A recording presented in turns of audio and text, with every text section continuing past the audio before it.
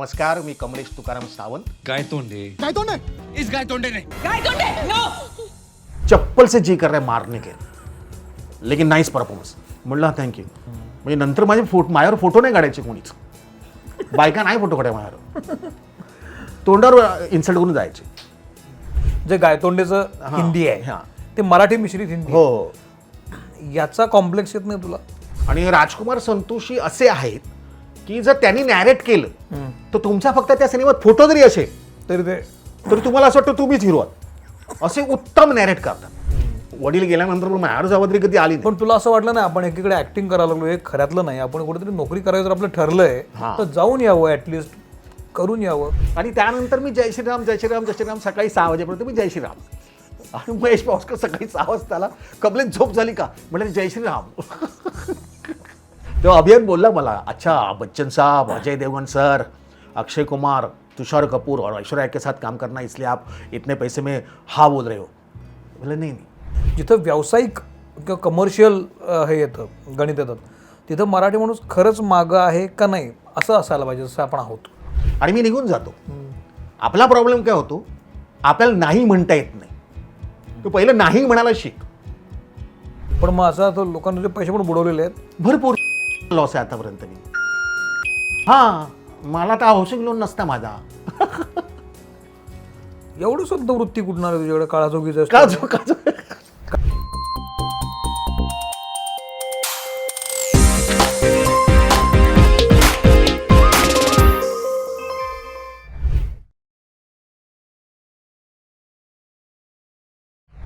नमस्कार, मी सौमित्र पोटे, मित्रमणेमध्ये तुम्हा सगळ्यांचं स्वागत. आज आपल्यासोबत आहे कमलेश सावंत. मी तुझं मनपूर्वक स्वागत करतो कमलेश. धन्यवाद. कमलेशची ओळख सगळ्यांनाच आहे, पण तो कमलेश सावंत म्हणून नाही तर गायतोंडे म्हणून सगळ्यांना माहिती आहे. दृश्यम आला आणि त्यानंतर घराघरात गायतोंडे पोचला. मगाशी मी बोलता बोलता कमलेश म्हणाला पण की हल्ली मला गायतोंडे म्हणूनच जास्त ओळखतात लोक. पण त्या गायतोंडे मागचा अभिनेता आहे कमलेश सावंत. कमलेश खूप वर्ष सातत्यानं अभिनयात काम करतोय. नाटक, एकांकिकांपासून सुरू झालेला प्रवास आता अगदी बॉलिवूडमध्ये त्याला काय म्हणतात प्रस्थापितांच्या यादीत तू गेलेला आहेस तर म्हणायला हरकत नाही. तो तुझं स्वागत.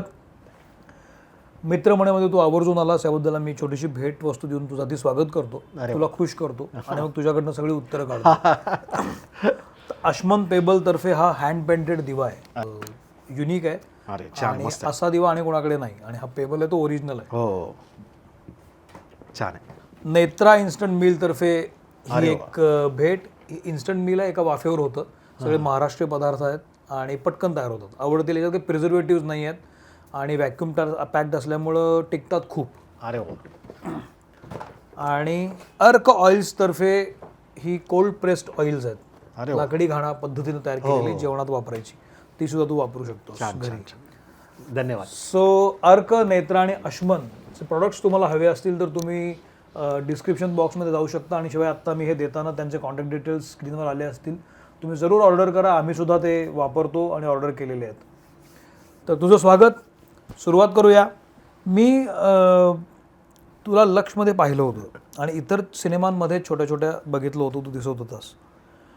पण दृश्यम येऊन पण आता जवळपास 12 वर्ष झाली. 2014ला सिनेमा आला होता आणि तेव्हा मला असं वाटलं होतं सिनेमा बघून की हा ओळखीचा चेहरा आहे, मला माहिती आहे हा कमलेश आहे, पण हा माणूस इतका नीच कसं काय असू शकतो असं मला तेव्हा प्रश्न पडला होता. ही एका अर्थानं पोचपावतीच होती. हो हो. पण इतका कोल्ड ब्लडेड नीच माणूस असतो तो तू खूप चांगल्या पद्धतीने साकारलास आणि त्या अर्थानं तुला एक वजन मिळालं आणि तुझी जागा क्रिएट झाली बॉलिवूडमध्ये. तर लोकांना गायतोंडे माहीत झाला, पण त्याच्या मागचा कमलेश फार कमी लोकांना माहिती आहे की तो कसा पुढं आला काय. तर काळाचौकीसारख्या मध्यमवर्गीय घरामध्ये जन्मलेला तू, तर तुझ्याबद्दल आपण बोलूच. पण पहिला थेट प्रश्न दृश्यमवरच विचारतो मी की जेव्हा ही गोष्ट तुझ्याकडे आली आणि तुझ्या नावाचा विचार झाला निशीमुळं, तर इतका हलकट रोल तू यापूर्वी केला असेल असं मला वाटत नाही. नाही नाही नाही. तुझ्यावर कसा काय विश्वास दाखवला निशीनं आणि तू कसा काय हा रोल स्वीकारलास? नाही, बेसिकली काय लागून निशिकांत सरांचं म्हणजे माझं सौभाग्य असं की निशिकांत सरांनी मला प्रत्येक प्रोजेक्टसाठी बोलवलं. होय. म्हणजे त्यांच्या मागावरपासून मी त्यांच्याकडे काम करत, म्हणजे 98 पासून मी त्यांच्याकडे काम करत होतो. आणि त्यांचा विश्वास होता की मी पोलीसवाला दिसतो म्हणून बेसिकली. म्हणजे जेव्हा मी त्यांच्या मागावर केलं होतं तेव्हा जे प्रोड्युसर होते तर तेव्हा मी खूप बारीक होतो असा. आणि माझी शरीरयष्टी चांगली होती, म्हणजे मी व्यायाम करायचो त्यामुळे, आणि आता स्थूल प्रकार असा झाला त्यामुळे. पण तेव्हा त्या पर्सनॅलिटीमुळे त्यांना पटत नव्हतं की हा पोलीसवाला आहे. पण निशिकांत सरांचा विश्वास होता की नाही, हा पोलीसवालाच वाटतो कंपल्सरी. कारण तेव्हा सोल्जर कट, आणि कसं मी 5 भावंड, 3 मोठ्या बहिणी, मोठा भाऊ माझा 9साचा, आणि मी चुकून आलेलं फळ, अशी आम्ही 5 भावंड. आणि मग अशी 7 माणसं घरात. आणि माझे वडील रेल्वेमध्ये अकाउंटंट क्लर्क होते CSTला. तर त्यामुळे एक ते लिमिटेशन नव्हतं की मग सोल्जर कट का, तर 1.5 महिने केस कापायला लागू नये. एकदा कापले की पुन्हा 2-1.5 महिने निश्चित. हा 1.5 महिने. मग 5 रुपये होते तेव्हा ते केस कापण्याचे तेव्हा. तर ते 5 रुपये पण मोठे होते. मग आम्हाला सोल्जर कट कंपल्सरी. मग ते सोल्जर कट, मग आणि त्यात व्यायाम करणं कंपल्सरी. कारण माझे वडील दिल्ली नॅशनल मारलेले होते त्यांनी. काय बोलतो? हा. आणि ते कवायत म्हणजे पोटावर असा मोठा दगड ठेवून दुसरा जण मोठ्या हातोडीने फोडणं बिणणं, आणि ते ह्याच्यावर खेड्यांच्या पाटावर असे झोपलेले आहेत, असे त्यांचे कवायतीचे प्रकार असायचे. काय बोलतो? हां. तर त्यामुळे आम्हाला लहानपणापासून जबरदस्ती असायची. बरं. म्हणजे आम्हाला लहानपणापासून टोस्ट, बटर, पाव माहिती नाही. चपाती चपाती आणि मोड आलेल्या मुगांची भाजी तव्यावरती ती फ्राय करून अशी ती द्यायची, आणि ती एवढी एवढी बचकावर खायची. आणि मग त्यानंतर तुम्ही दुधामध्ये कच्चं अंड, हळद आणि स्वाद म्हणून साखर, आणि ते कंपल्सरी प्यायचं. तो दोन्ही भाऊ आम्ही असे वैतागले असायचं की काय हे देतात बाबा आमचे, पप्पा आमचे. आणि पप्पा आमचे थोर समाजसेवक होते, सोशल वर्कवर मोठं नाव होतं. म्हणजे आजही मला जेव्हा काळा चौकीला तुकाराम विठ्ठल सावंत, म्हणजे आमच्या वडिलांना TV सावंत बोलायचे, शॉर्ट फॉर्म. तर TV सावंतांचा मुलगा म्हणून ओळखतात तेव्हा मला खूप अभिमान वाटतो. कमलेश सावंत ओळखतात तेव्हा मला एवढं काय वाटत नाही, म्हणजे ठीक आहे चल. पण तुकाराम विठ्ठल TV सावंतांचा मुलगा, तर मला खूप अभिमान वाटतो. आणि ते घरोघरी जाऊन घेऊन त्यांनी कामं केलेली. तर म्हणजे मी तुम्हाला एक किस्सा सांगेन माझ्या वडिलांचा, तो खूप गोड किस्सा आहे की एवढं सोशल वर्क का असावं माणसाने.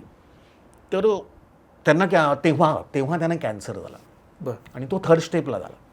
आणि जे बॉडी बिल्डर असा मोठा आर्म्स, मी काहीच नाही त्यांच्यासमोर, 60 असा आर्म्स होता त्यांचा, 60व्या वर्षी. कॅन्सर झाल्यावरती तेव्हा तेवढे उपचार नव्हते हॉस्पिटलमध्ये, त्यांनी 3rd स्टेपला गेले.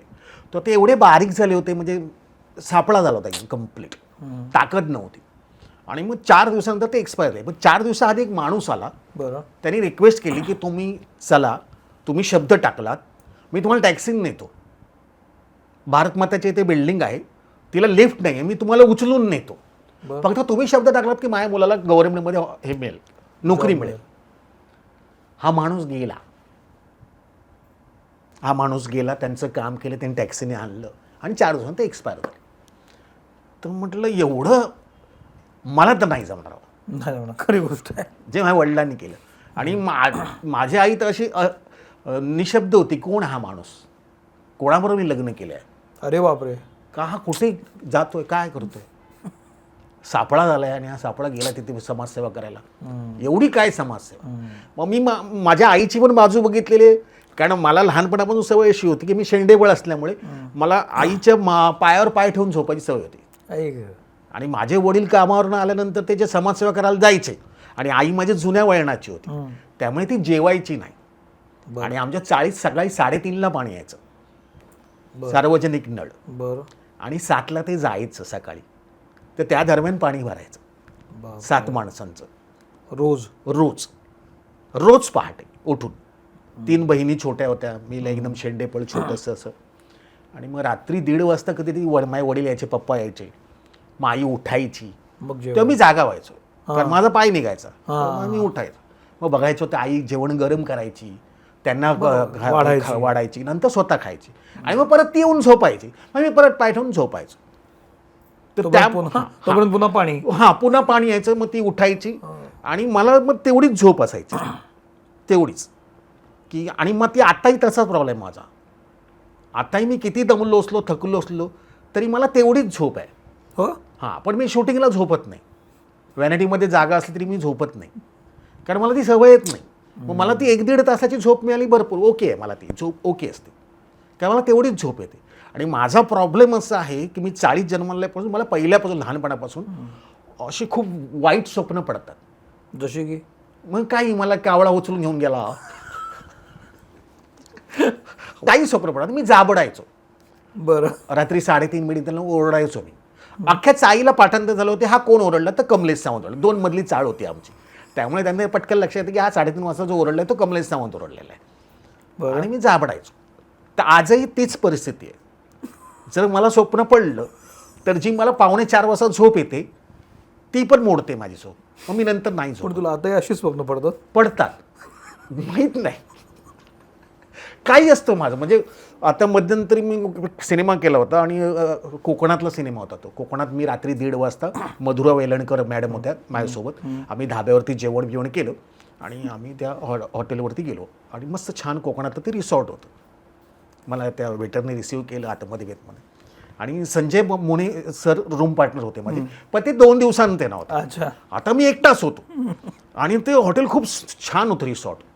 पण त्याचा कसं होता बेस हा मोठा, इथे बेड आणि खाली डायनिंग होतं असं खालच्या साईड. तर ते मोठा रूम होता मायासाठी.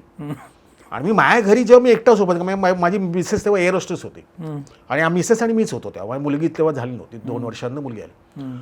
तर मी तेव्हा कळव्याला राहिलो होतो. तर मी काय करायचो, मी एकटा जेव्हा झोपायचो तेव्हा मी ना ती जागा कॉम्पॅक्ट करायचो. म्हणजे माझी सिटी अशी ओढून घ्यायचो, इथला सोफा असं ओढून घ्यायचो आणि एवढीच जागा ठेवायचो की जी माझी लेंथ आहे, की मला असं बरं वाटायचं चला आता मी सेफ आहे. मग बाल्कनी जरी आवाज आला ठुंप तरी रात्री मी जायचो नाही बघायला काय पडलं काय ते म्हणून दे, सकाळी बघू आता जाऊ सोडते. तर हा माझा बेसिक प्रॉब्लेम आहे. त्याला मला पर्याय नाही त्याचा. मी घाबरतो, मला भीती वाटते. म्हणजे मला कोणी असतं तरी मला भीती वाटते. त्यामुळे मी काय करतो, माझ्या शूटिंगला मी माझा बॉय आता माझा पर्सनल बॉय आहे. तर मग प्रोडक्शनला वाटतं की सर आप प्रोडक्शन का ये करते विचार कर रहे कि आप उनका पैसा नहीं जाए इसके लिए प्रोडक्ट बॉय को आप सेपरेट रूम नहीं दे रहे, अपने ही रूम में रखे. अरे नहीं रे भाई, मैं इतना समाज सेवक नहीं हूँ, मैं डरता हूँ इसलिए इसको मेरे साथ सुलाता हूँ. पण मग त्या दिवशी काय झालं होतं, संजय मोने सर येणार होते आणि ती रूम होती मोठी रूम आणि मला त्या वेटरने सोडलं. मी झोपलो आणि महेश पावसकर असोसिएट डायरेक्टर होते. आम्ही पहिल्यापासूनचे मित्र, अमित पवार सरांपासून. तर मी झोपलो आणि मला स्वप्न असं पडलं की तो वेटर आला शॅडोमध्ये असा आणि मग त्याचं वटवागुळ झालं आणि मग त्याच्या मुंग्या झाल्या भरपूरशा आणि त्या माझ्या अंगावर पडल्या आणि ओरडून उठलो. आणि त्यानंतर मी जय श्रीराम जय श्रीराम जय श्रीराम सकाळी 6 वाजेपर्यंत मी जय श्रीराम. आणि महेश पावसकर सकाळी 6 वाजता आला, कमलेश झोप झाली का म्हटलं जय श्रीराम. कुठली झोप म्हटलं मी एकटा नाही झोपू शकत, बेकार आहे म्हटलं.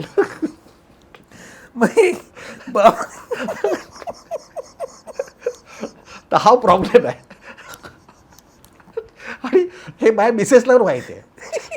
मी जवळजवळ एकदा तर माझी मुलगी लहान होती आणि मला काहीतरी स्वप्न पडलं असं कळव्याला होतं आणि आम्ही तेव्हा खाली होतो, सोपा नव्हता आमच्याकडे. आणि स्वप्न पडलं आणि मी घाबरून राऊंड मारला. तो माझ्या मुलीच्या वरनं मी राऊंड बाहेर गेलो तिकडे आणि नंतर माझ्या लक्षात आहे माझी मुलगी 6 महिन्याची मुलगी. दुसऱ्या दिवशी मी सोफा विकत घेतला. म्हणले बेकार आहे माझं. तर हा प्रॉब्लेम. आणि सगळे जवळ गायतोंडे कुठला गायतोंडे आज घाबरतो. तर ही परिस्थिती आहे. आणि देशिकाय सरांचं कसं होतं, त्यांचा ना विश्वास होता की कमलेश सावंत काय देऊ शकतो आणि काय नाही देऊ शकतो, त्याच्यात काय कमी आणि त्याच्यात काय जास्त आहे हे त्यांना माहिती होतं. आणि गायतोंडेचं तुम्हाला सांगेन तर पुणे, कारण मराठी कॅरेक्टर होतं ते. करेक्ट. पुणे, कोल्हापूर, ठाणे आणि मुंबई इथे सगळीकडे ऑडिशन सुरू होती. VK सेदाना कास्टिंग डायरेक्टर. आणि मला काय माहिती नव्हतं का मी कधीच सरांना, कारण निशिकांत सरांचा मला कॉल यायचा आणि त्यांचा मला ह्याला पण आला होता लय भारीसाठी पण कॉल आला होता. पण लय भारीच्या वेळेला माझं लक्ष जोरात चालू होतं तेव्हा. आणि तेव्हा लक्ष 1 तासाचा एपिसोड होता, 7 दिवसाचा. आठवड्याला 7 एपिसोड असायचे 1 तासाचे. आणि ते एकच युनिट होतं आमचं. Ashok Samarth sir, ACP, Aditi Sarangdhar madam, Jagannath Nevangune sir आणि मी. त्यामुळे आम्हाला एक्सक्यूज मिळत नव्हतं. आणि त्यांना 50 दिवस होते 2 महिन्यात. तर म्हटलं तर नाही म्हटलं, तर त्यांना खूप राग आला होता माझा. म्हणजे इव्हन त्यांना त्यांनी जो पहिला सिनेमा केला निशिकांत सरांनी, तर इन्स्पेक्टरची भूमिका संदेश जाधव यांनी केली. तर तिथे मी त्यांना अपेक्षित होतो, मीच हवा होतो त्यांना. आणि तेव्हा त्यांचं युनिट 9 सिरियल सुरू होती आणि युनिट लाईनला मला अल्फावाल्यांनी, तेव्हा अल्फा होतं हां चीजचं, हां त्यांनी मला परमिशन दिली होती कारण मी फॅमिली नावाचा सिनेमा करतो राजकुमार संतोष यांचा, आणि त्यात मोठं शेड्यूल होतं आणि दाढी मी वाढवली होती. आणि अल्फावाल्यांनी मला मान्य केले की तुम्ही पोलीस म्हणून दाढी ठेवा, तर तुम्ही एवढा मोठा सिनेमा करता. तर मी ते म्हटलं अल्फा मराठीचं धन्यवाद मानलं होतं मी तेव्हा. आणि म्हटलं आता तुमच्या डोंबिवली फासाठी इन्स्पेक्टरला दाढी कशी चालेल. बरोबर. मग त्यांना खूप राग आला होता माझा. अच्छा. हां, की मी नाही म्हटलं. म्हटलं असं नाही ना सर, कारण राजकुमार संतोषींचं एक पण शेड्यूल. निशिकांत कामतनी हा राग बोलून दाखवला होता तुला? नाही, त्यांनी मला नाही ह्याला बोलवलं, डोंबिवली फाच्या प्रीमियरला बोलवलं. आणि मी त्यांना मेसेज केला, तेव्हा व्हॉट्सअप नवीन नवीन असतो, त्यांना मेसेज केला अभिनंदन. त्यांनी मला परत फोन केला, मग तू भुसोडीच्या येणार नाहीस. मी ते मला असं बोलायचे, शिव्या बिव्या घालून बोलायचे. तर मी म्हटलं हां, नाही मी येणार आहे ना, मी येणार आहे. तर मी काय केलं, माझ्या गुरु, माझे विजय लक्ष्मण खानविलकर माझे गुरु, त्यांचा मुलगा मंदार खानविलकर, त्याला सोबत घेऊन गेलो. का तर मी झोपेन तर मला उठवत जा, का मला माहिती आहे प्रश्न विचारणार सिनेमात. तर डोंबिवली फास्ट सुरू झाला. जिथे झोपायचं होतं मी तिथे झोपलो. बेसिकली सगळं झालं. सिनेमा संपला आणि ते आले. तेव्हा जो युनिट 9च्या सेटवर आले होते, तो बघशील ना पिक्चर, त्या तुझी जशी जळेल ना तुझी, लक्षात घे. बाहेर आल्याला काय जळली ना तुझी, कसं वाटलं जळली ना तुझी. म्हटलं सर, मी जर केला असता सिनेमा तर मी प्रयत्न केला असता 100% न्याय देण्याचा, पण आता ज्यांनी तो रोल केलेला आहे त्यांनी 100% न्याय दिलेला आहे. तर त्याच्यावर त्यांनी काही रिॲक्शन मला दिल्या नाही. अच्छा. कारण त्यांचा तो हे होतं की मला तूच हवा होतास, अच्छा. कारण त्यांना माहिती होतं तू काय देऊ शकतोय. करेक्ट. आता मला सांग तुला काय वाटलं. म्हटलं छान झालाय सिनेमा, फक्त एक ड्रेस डिझायनर होता, तो पण निशिकांत सरांकडे होता. म्हटलं कमलीची काय वाटलं. म्हटलं बघ, चुकून माझा डोळा उघडला आणि तिथे मला एक फॉल्ट दिसला, तो तुझा होता. म्हटलं कुठला. म्हटलं बघ, जो मेन हिरो आहे त्याला मटक्याच्या दुकानात मध्ये मारतात, लोळून बिळून त्याची फाईट होते. नंतर तो डोंबिवली स्टेशनला येतो, तेव्हा त्याचे कपडे क्लीन कसे काय, तो मातीत लोळला होता ना. कंटिन्युटी. हां, नाही पण तो सीन आधी शूट केला ना, म्हणजे ते मला या. स्केल पे तो होता ना. करेक्ट. आता बघ, हा माझा फॉल्ट नाही आहे, मी चुकून माझा डोळा उघडला, हा तुझा फॉल्ट आहे. मी तो शॉट बघितला तर मला ते कळलं, ते तुला मी सांगितलं. मग सरांनी विचार, निशिकांत सरांनी, माहीत नाही निशिकांत सरांना काय माहिती होतं की मला कळतं, कारण मी माझ्या गुरूंना असिस्ट करत आलो होतो ना पहिल्यापासून. तर माझ्या गुरूंकडे मी स्पॉट बॉयपासून सगळी कामं आम्ही केलेली. विजय लक्ष्मण खानविलकर. अच्छा. आणि त्यांचं कसं होतं, ते थिएटर आहेत अख्खे, ते कमर्शियल कधीच बनू शकले, ते अख्खं थिएटर आहे. मग त्यांचं कसं होतं की नुसती ऍक्टिंग नाही, सगळं आलं पाहिजे, तुला सगळं आलं पाहिजे, तुला लाईट्स आली पाहिजे, तुला मेकअप आला पाहिजे, तुला सगळं ड्रेस आला पाहिजे. आणि मला सवय होती रोलपेक्षा ना मला मास्तुरेची सवय. मास्तुरे म्हणून कॅरेक्टर असतं ना, मास्तुरे, जो डिरेक्टरने बसवून लक्षात ठेवतो, सगळं तो दुसऱ्यांचं बसवतो, त्यांची काउंटिंग करतो, वजीर असतो. हा, तो वजीर असतो आणि तो रीडिंग घेतो. करेक्ट. आणि मला ना त्या डायलॉग बिलॉगपेक्षा मला ह्याची सवय जास्त होती पहिल्यापासून. तर मला ते खूप आवडायचं. म्हणजे आम्ही स्टेट कॉमेडी नाटक केलं, जसं अनम्याची मरी आम्ही केलं होतं, ते माझं पहिलं नाटक 89ला, 1989 साली. आणि ते तेव्हा 527 नाटकांना पहिलं आलं होतं. बापरे. आणि आमचे हनम्या अशोक जाधव, त्यांना राष्ट्रपती पदक मिळालं होतं, रौप्य पदक सगळ्याचं. आणि लता घोष म्हणून त्या गौरीचं रोल करत, त्यांना पण मिळालं नॅशनल अवॉर्ड, पूर्ण राष्ट्रपती पदक. आणि मी त्यात एक पहिल्यांदा मी छोटीशी भूमिका होतो, म्हणजे 2 अंकी नाटकामध्ये 2 वाक्य होती, कचरेवाला बाबन्या. आणि मला ही सवय असल्यामुळे त्यात एक महाराज म्हणून विलनचं कॅरेक्टर होतं, जगल्या महाराज. आणि मी 10वीत संस्कृत केलं होतं. आणि मी 10वी पास होऊनच माझ्या वडिलांनी बघितलं की हा चाळीत म्हणजे आम्ही चाळीमध्ये 12 खोल्या, 12 खोल्याला 3 कॉमन संडास, त्याच्या समोरची एक गॅलरी होती 6x4ची, तो आमचा स्टेज. आमच्या तळमधल्याला सार्वजनिक पूजा व्हायची, त्याच्या आदल्या दिवशी तो आम्ही सगळ्या ॲसिडने पुसायचो आणि त्याचा स्टेज बनवायचो, पडदा बिडदा. मग आमच्याकडे मोठा माणूस होता विलास पांचाळ, तो खूप अत्रंग होता.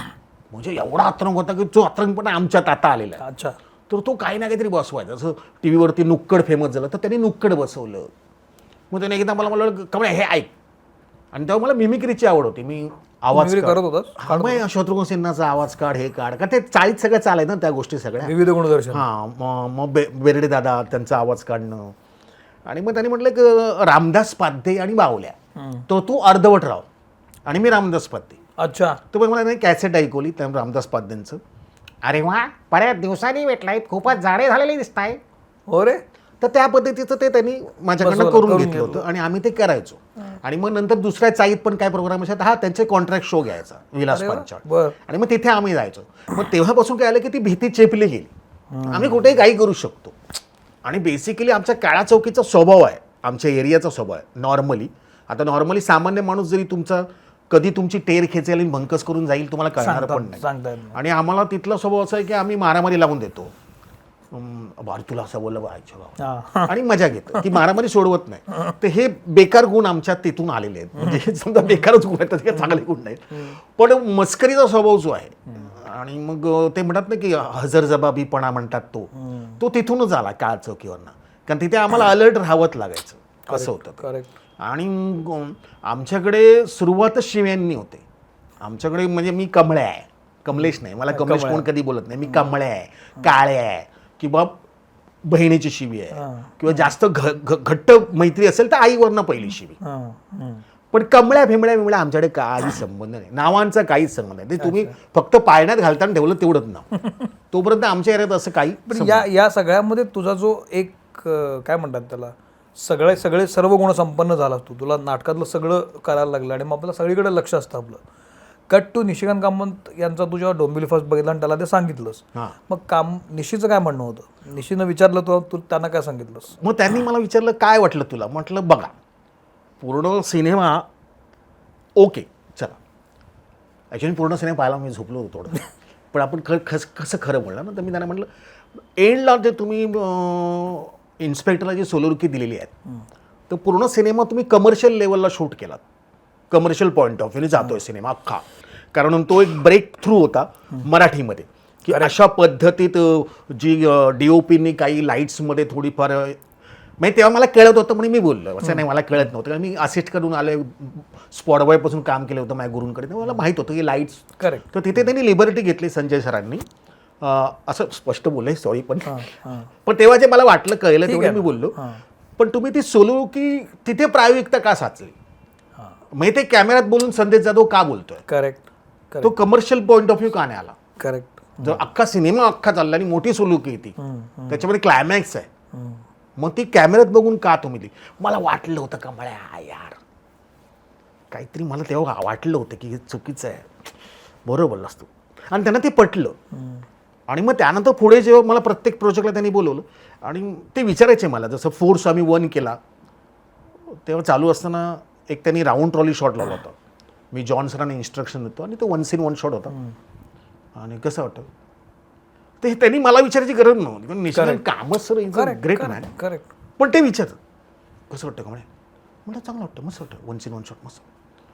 मग त्यांना मला माहीत नव्हतं की त्यांना वाटतं की मला टेक्निकली कळतं काय, माहिती नाही. तरी मला विचार, पण त्यांनी लय भारीला मला बोलवलं होतं तेव्हा माझं हे लक्ष चालू होतं तेव्हा आणि खूप बिझी होतं त्याच्यावर. मी त्यांना म्हटलं तुम्हाला तुमच्याकडे काम करायला मला खूप आवडतं, माझं सौभाग्य आहे, पण मी महिन्यातले 10 दिवस चुकून काढू शकतो, तुम्ही 25 दिवस मागताय. मग त्यांना त्याचा राग आला होता लय भारीचा, की नाही केलं म्हणून त्यांनी. मग त्यांनी संजय खापरेंनी ती भूमिका केली, सुंदर केली. मग त्यांना ते खत. आणि निशिकांत कामत सर हा, मी त्यांना कलाकार म्हणून बघितलेला आहे. नंतर मग ते एडिटर पण होते, चांगले स्टोरी आहे, नंतर ते चांगले दिग्दर्शक होते. ते काय संबंधच येते, म्हणजे प्रश्नच सगळ्यांनीच म्हटलेले दृश्यमच्या बाबतीत पण अजय देवगण सरांनी, अभिषेक पाठक सरांनी.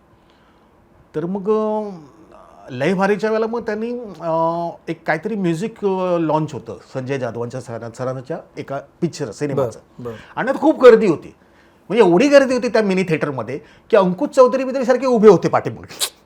आणि तिथे आम्ही दोघं आलो. कामत सर बोलले अरे कामाला आला बरं, अरे जागात नाही, चल बाहेर जाय सिगरेट प्यायला. म्हणून चल. मग आम्ही सिगरेट प्यायला बाहेर आलो. ते एक एवढा गोड माणूस निशिकांत कामत सर होते. परत आम्ही सिगरेट संपले, पायऱ्या चढत असं. तर दुसरी पायरी चढल्यावर काय आहे ते लय भारी आणि रॉकेट संपला तुझंच योबी बोलवते की कमलेश सावंत म्हणून.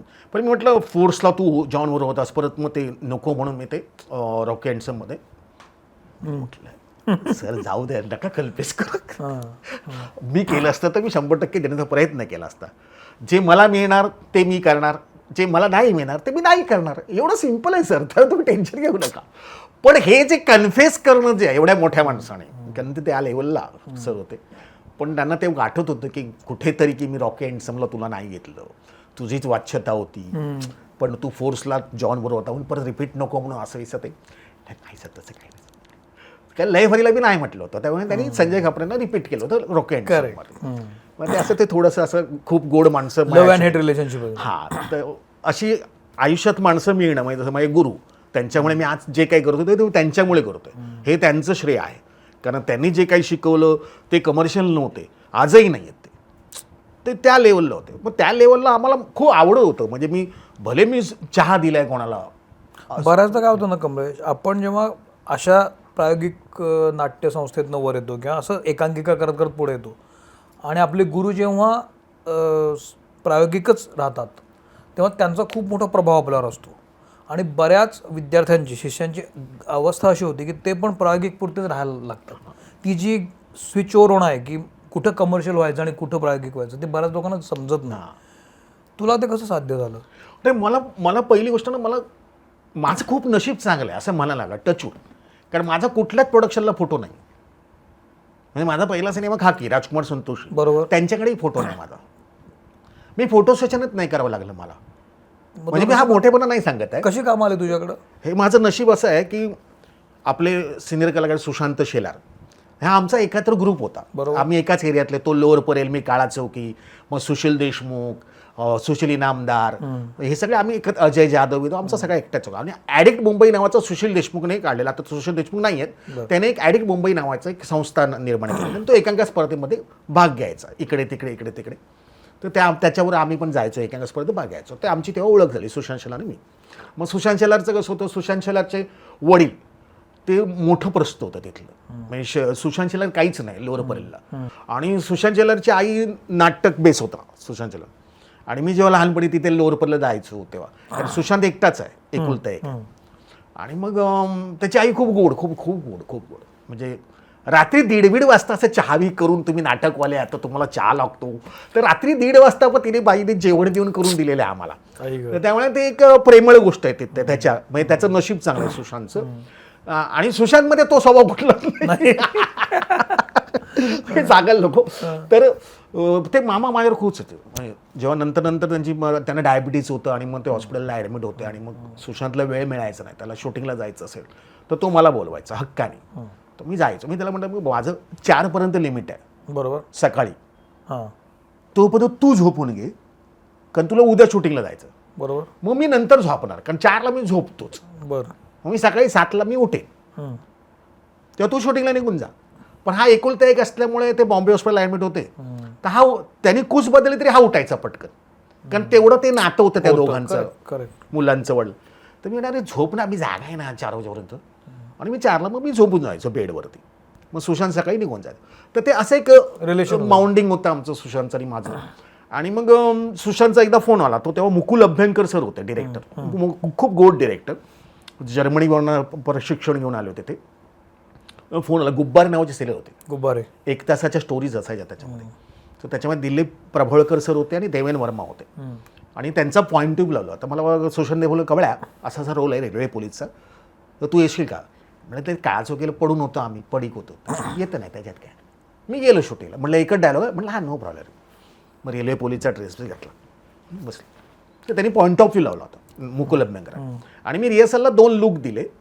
आता त्यांना माहित नाही मी असिस्ट कोणाला आहे, मला माहिती आहे ना. तर त्यांनी न सांगता मी 2 लुक देऊन, ते एक डायलॉग होता, 2 लुक देऊन बोललो. अरे मस्त कमळ्या, सॉलिड आहेस. म्हटलं हां थँक्यू. आणि ते 1 टेक ओके झालं. मग सुशांत आला, मला म्हणाला, कमळ्या त्यांना मुकुल अभ्यंकरांना बोल, तू ह्या वेळेला तुम्ही मला छोटा रोल दिला, पुढच्या मला मोठा रोल द्या. म्हटलं हे जमणार नाही, आम्ही काळा चौकीची माणसं आहोत, आम्ही समाधानी आहोत. म्हणजे आम्ही आम्हाला 10,000 पगार आहे, त्याच्यावर आमचं घर चालतं नाही, तर आम्ही एक्स्ट्रा काम करत नाही. आम्ही बाकीचा टाइमपास एरियात करतो. ह्या लेवलचा मी आहे आजही. मी खूप समाधानी माणूस. आम्ही काळा चौकीला आज माझ्याकडे 5 रुपये आहेत ना, मग ते 5 रुपये उद्यासाठी नाही ठेवायचे. मला वाटतं इथे 5 रुपये खर्च करायचे, मी खर्च करतो. देईल उद्या देऊ, बघू उद्याचं उद्या. उद्या कोण जगलं काय माहिती, जगणार आहे की नाही जगणार आहे. तर ह्या लेवलची आमची मनवृत्ती आहे, ती आजही माझ्यात आहे, जी माझ्या बायकोत नाही. शी इज अ बिझनेस वुमन, ती टोटल बिझनेस माइंडेड आहे आणि मी टोटल अनबिझनेस माइंडेड आहे. त्यामुळे आम्ही दोघंही कॉन्ट्रास्ट. पण मग हे तुला कामात ना काम येत गेलं. हां, मग मला ते त्यांनी सुशांतने बोलवलं आणि मुकुल अभ्यंकर सर एवढे गोड होते, ते स्वतःच आले आणि मला म्हणाले हा वेडा आहे सुशांत. याला मी किती वेळा म्हटलं की मराठी थिएटरच्या माणसांना अशा छोट्या रोलसाठी बोलू नको म्हणून. एनिवे पुढच्या वेळेला तुम्हाला माझ्याकडे मोठा रोल करावा लागेल. म्हटलं धन्यवाद, थँक्स, करेन, नक्की करेन. मग नंतर थ्रिलर 10 नावाची सिरियल आली होती, 1 तासाच्या सस्पेन्स स्टोरीज. बरं. तर ते 5 दिवसाचं शूटिंग असतं 1 तासाची. तर ते मला सब इन्स्पेक्टरचा रोल त्यांनी दिला मुकुल अभ्यंकर सरांनी. मग 3 स्टोरीज मी तिथूनच त्यांच्या सुरुवात झाली पोलीस. आणि मग त्यानंतर त्यांनी एक अचानक 36 साल बाद म्हणून एक सिनेमा आला, सिरियल आली. ते बोलले 24 भागांची जाईल तुझा रोल इन्स्पेक्टर वंशीचा, पण महाराष्ट्रीयन कॅरेक्टर तू कर कमळ्या. तर ते मी कॅरेक्टर केलं आणि त्याचे लेखक श्रीधर राघवनची. तर त्यांना माझी भूमिका आवडली, सोनी चॅनलला माझी भूमिका आवडली असं त्यांनी मला सांगितलं, मला माहिती नाही. मी म्हटलं थँक्यू, नो प्रॉब्लेम. तर मग खाकी त्यांचा सिनेमा श्रीधर राघवनची आणि राजकुमार संतोषींचा. मग त्यांचा मला डायरेक्ट फोन आला, कमलेची मैंने आपको देख के रोल लिखा है. तो मला खूप हसायला आलं होतं तेव्हा. किती गोड. हा व्हेरी गुड देख के पण आपल्याला बघून रोल लिहितात हा म्हणजे ते मला खूप हसायला आलं होतं बाई त्यांचं फोनवरती असताना. आणि आलं ते नॅचरल होतं मला. हां ठीक आहे. तो आप क्या करे, म्हणजे मी खालीच पडलो होतो, काय करणार. तर आप आते हो, बोल हां. आता मला काळा चौकीनं अंधेरीला जायचं होतं राजकुमार संतोषच्या ऑफिसमध्ये. मग मी तिकडे तेव्हा काय गाडी बिडी काय नव्हतं, मग ट्रेनने प्रवास करून मी आपला राजकुमार संतोषच्या ऑफिसमध्ये पोहोचलो. आणि राजकुमार संतोषी असे आहेत की जर त्यांनी नॅरेट केलं तर तुमचा फक्त त्या सिनेमात फोटो जरी असेल तरी तुम्हाला असं वाटतं तुम्हीच हिरो आहात. असे उत्तम नॅरेट करतात. तर त्यांनी मला माझा रोल नॅरेट केला, तर मला असं वाटलं की आईच्या गावात आपण आता हिरो मोठा. तर त्यांनी ते नॅरेट बिट केलं. म्हटलं सगळं झालं बिलं. मला बोलले तुम ओके तुमको रोल ये ओके. हां बोला हां सर. आणि खरंच होतं की ते माझ्याच नावाने कमलेश सावंत म्हणून नावाने लिहिलं होतं श्रीधरजींनी, आणि माझं टायटल म्हणून कमलेश सावंत होतं. मला असोसिएटच्या समोर बसवलं, अभियान म्हणून असोसिएट होतं, आणि मोठी कास्टिंग होती बच्चन साहेबचं. आणि तेव्हा मला कमर्शियल माहिती नव्हतं. बरं. आणि मी तेवढा कमर्शियल नव्हतं, कारण मी एक सडा होतो. माझ्या वडिलांची पेन्शन होती, चाळीतलं घर होतं आमचं, 100 रुपये पागडी सिस्टीमवरती 100 रुपये भाडं, इलेक्ट्रिक बिल BSTचं 2 महिन्याचं 350 मॅक्स टू मॅक्स यायचं. त्यामुळे वडिलांच्या पेन्शनमध्ये आई आणि मीच भागवत होती. आई मला कधी तिने जबरदस्ती केली नाही. तिचं एवढंच म्हणणं होतं, हे भिकेचे डोहाळे आहेत ते सोड. बरं. ॲक्टिंग बिटिंग करत असणे, भिकेचे डोहाळे आहेत ते सोड आणि कुठेतरी स्थिर स्थावर हो, नोकरीला लाग. आणि तिचं म्हणणं चुकीचं नव्हतं, कारण मी तुम्हाला का सांगतोय की मी का नशीबवान आहे. मी दुसऱ्या बाजूने पण खूप नशीबवान आहे. म्हणजे मला माहीत नाही की महाराष्ट्रात एवढे कोणाला कॉल आले असतील नोकरीचे. आता हे खरं बोला हरकत नाही, जे आहे ते सत्य आहे. एम्प्लॉयमेंट ॲक्शनचं कार्ड प्रत्येकाकडे एकच असतं, माझे 3 आहेत. कारण मी 11वी-12वी टेक्निकल केलं, मी घाटकोपरचं एम्प्लॉयमेंट ॲक्शन कार्ड काढलं. नंतर मी ग्रॅज्युएशन कंप्लीट केलं, मी CSTचं काढलं. नंतर मी कंडक्टरचा बॅच काढला. म्हणजे माझं म्हणणं असं होतं की मला स्वतःला हे फक्त आवड आहे माझी, म्हणून पार्ट टाइम फक्त हे करायचं ॲक्टिंग, बाकी नोकरी करायची. बरोबर. हे माझं फिक्स होतं. करेक्ट. पण हे फक्त माझंच होतं, प्रॅक्टिकली मी काहीच केलं नाही. आणि तुम्हाला खोटं वाटेल, मी BSTचं कंडक्टर बॅच काढून मी ठाण्यात एम्प्लॉयमेंट ॲक्शनचं कार्ड काढलं, आणि त्यांनी एम्प्लॉयमेंट ॲक्शनच्या कार्डमधनं मला कॉल आले प्रॉपर. मला पहिला कॉल आला एअरफोर्स. काय बोलतो. काळा चौकीवरनं कॉटन ग्रीनला जायचं होतं फक्त. हे नाक्यावर कॉटन ग्रीन माझ्या 100 मीटरवरती. होय. पण नाही, तेव्हा स्टेट कॉम्पिटिशन नाटक चालू आहे, नोकरी लागली प्रताडणा होईल म्हणून मी तो अटेंडच नाही केला कॉल. बरं. नंतर गोदरेज, तेव्हा गोदरेज खूप फॉर्मात होती, म्हणजे काय LNT फॉर्मात होती. त्यांचे मला 2 कॉल आले. नंतर आर्मी पोस्टल सर्व्हिसचा कॉल आला. नंतर ST महामंडळाचे 2 कंडक्टरचे कॉल आले. बापरे. असे मला 10 कॉल आले. पण ते प्रताडणा होईल आणि मी प्रताडणाच करत बसलो स्वतःच, आणि मी नोकरी केलीच नाही. आणि इथेच राहिलो, कारण जबाबदारी नव्हती. वडील गेल्यानंतर माझ्यावर जबाबदारी कधी आली नाही. पण तुला असं वाटलं नाही आपण एकीकडे ऍक्टिंग करायला लागलो, हे खऱ्यातलं नाही, आपण कुठेतरी नोकरी करायचं आपलं ठरलंय तर जाऊन यावं, ऍटलिस्ट करून यावं. नाही, LNTला मी गेलो होतो, पण ती काचेची बिल्डिंग बघितल्याने माझं इंग्लिश कमजोर होतं. मी घाबरून परत आलो, कारण माझं इंग्लिश खूप, कारण मी टेक्निकल करून आलो ना 11वी-12वी. आणि असं एवढा का मी चांगला इंग्लिशमध्ये नव्हतं. मला 35 मार्क मिळायचे इंग्लिशमध्ये. 12वीला मला 60% होते, पण इंग्लिशमध्ये फक्त 35, काटावर पास होतो मी. म्हणून मी ग्रॅज्युएशन मराठीत केलं, एंटायर हिस्ट्री घेऊन. कारण मला हिस्ट्री खूप आवडायचं, आणि हिस्ट्रीमध्ये मला खूप चांगले मार्क मिळायचे. कारण ते छत्रपती शिवाजी, कारण तेव्हा आमच्या लहानपणी शनिवारी पिक्चर लागायचे. बरोबर. मग ते छत्रपती शिवाजी महाराजांचे सिनेमा लागायचे. मग तो पिक्चर बघता बघता इंटरव्हलला आम्ही बाहेर येऊन पट्ट्या बिट्ट्या घेऊन मग आम्ही कोणतरी मावळे बिवळे असे कोणतरी बाजी मला करून- माझं लहानपणच आठवलंय. हा. खरं आहे. पूर्ण संचार. हा, ते संचार असा व्हायचं असं व्हायचं असं. त्यामुळे मला खूप इतिहास आवडायचा आणि मी इतिहासात घुसून जायचो अख्खा.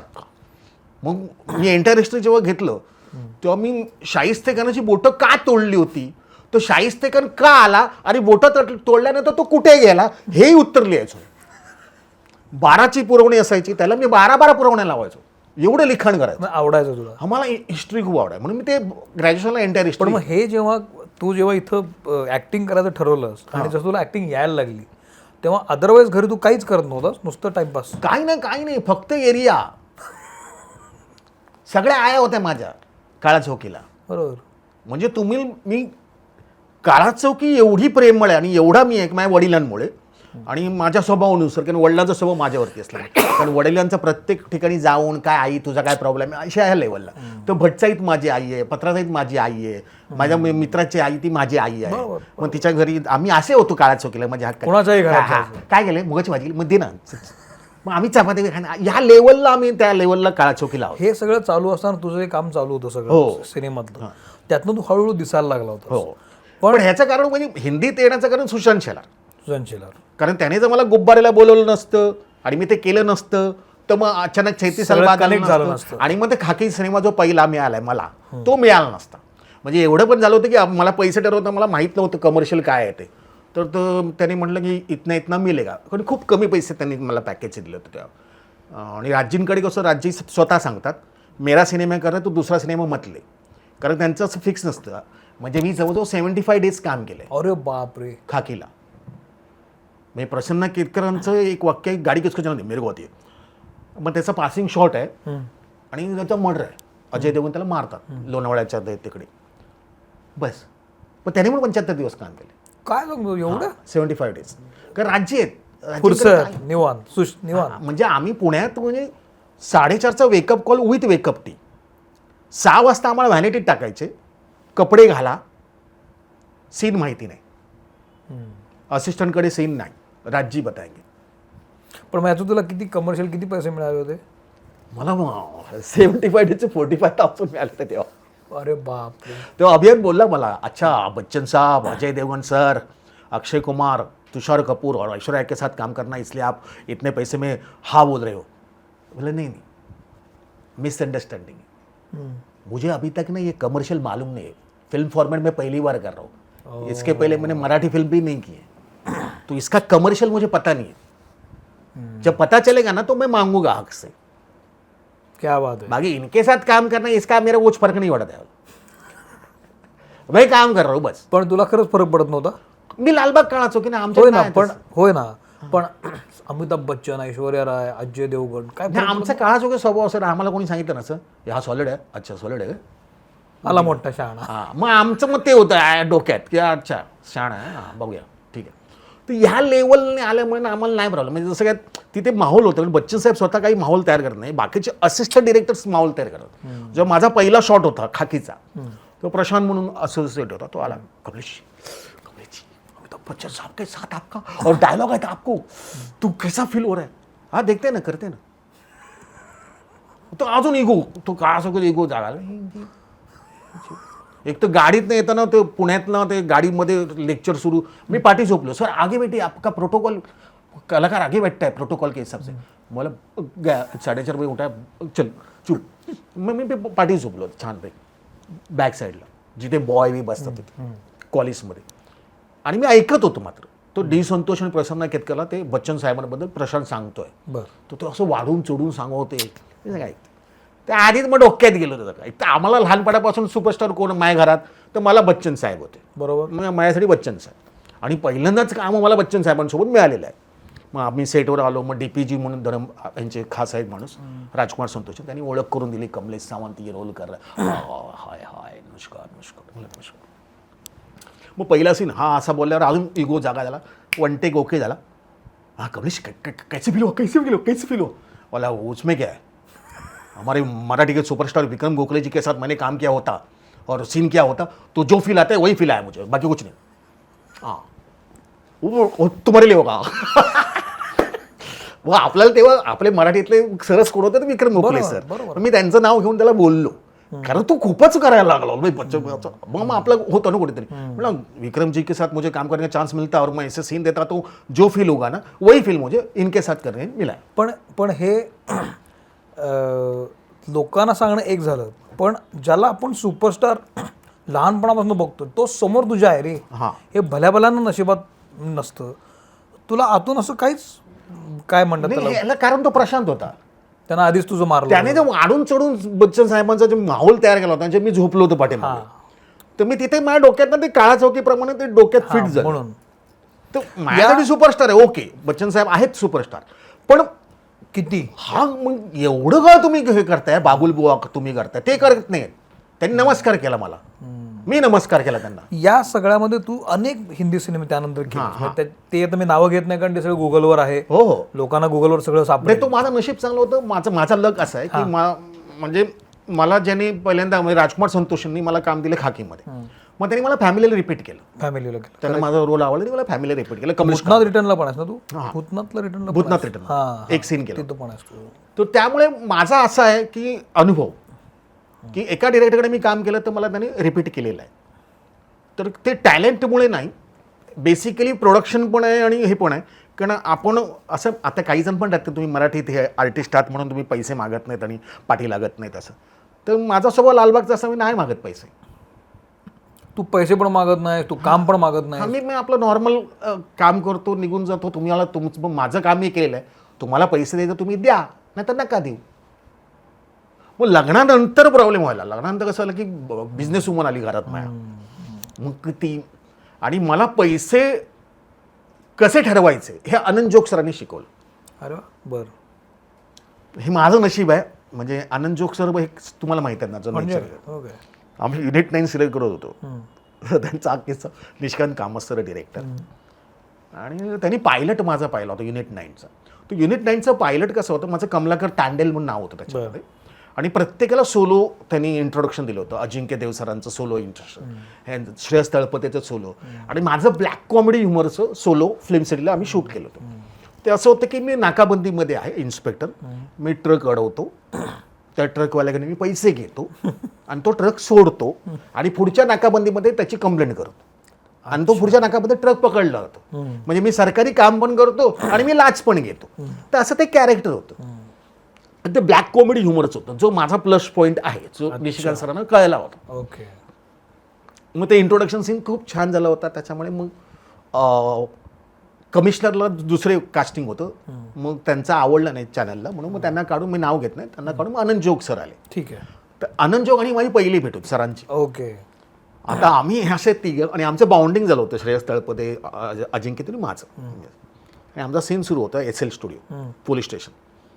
ते थांबले, मी बघितलं आनंद जोग सर थांबले, शॉट संपला, ते आले, मस्त काम करतो, ठोकून ठेवले त्या दोघांची. तू मला कळेच ना काय रिॲक्शन देऊ, असं कसं बोलू शकतो. आणि ते दोघं वळले आणि मी खाली मान, काय रिॲक्शन ठोकून ठेवली काय, ठोकून म्हणून मारून ठेवले दोघांची. तू अरे बापरे. हे माझं पहिलं इंट्रोडक्शन आनंद जोग सरांना. मग त्यांना कळलं की मला पैसे ठरवता येत नाही. मग त्यांनी मला सांगितलं, स्वतःचा एक अनुभव सांगितला, का म्हणजे मी जातो, मी एवढे घेईन. मग ते समोर नाही सर आमचं बजेट नाही, हमारा इतना ही बजेट, इतने बजेट में आपकी फिल्म भी नहीं देखूंगा मैं, थिएटर में जातो. हे असं करूच शकता. आणि मी निघून जातो. आपला प्रॉब्लेम काय होतो, आपल्याला नाही म्हणता येत नाही.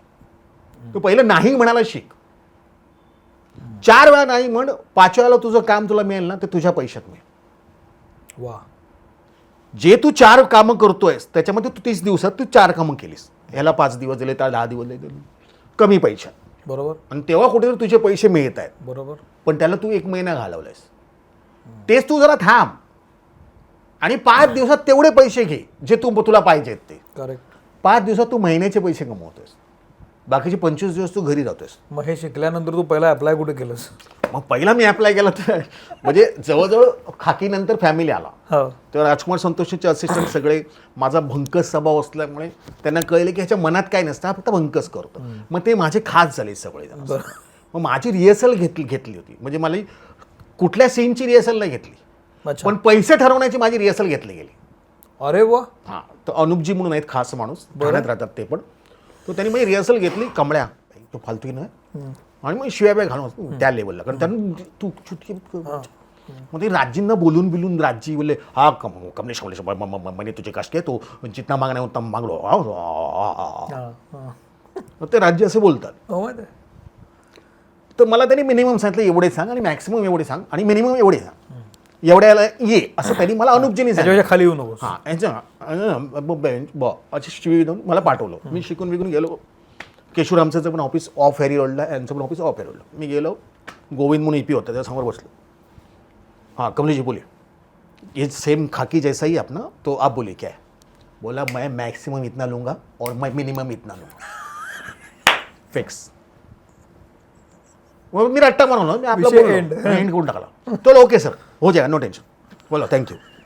परत ऑफिसमध्ये मला बोलवलं अनुपजींनी. म्हटलं क्या बोला.